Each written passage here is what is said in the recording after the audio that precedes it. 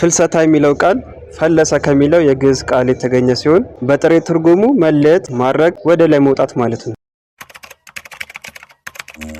እመቤታችን ቅድስት ድንግል ማርያም ያረፈችው በጥር 21 ቀን ነው። ሐዋርያት ሊቀብሯት ሲሄዱ አይሁድ በምቀኝነት ስለተቃወሟቸው መልአክ አስክሬኗን ነጥቀው በገነት አኖሩት። ሐዋርያት ከነሐሴ 1 ከ14 ሱባኤ ገብተው ተቀብለው በክብር ቀበሯት።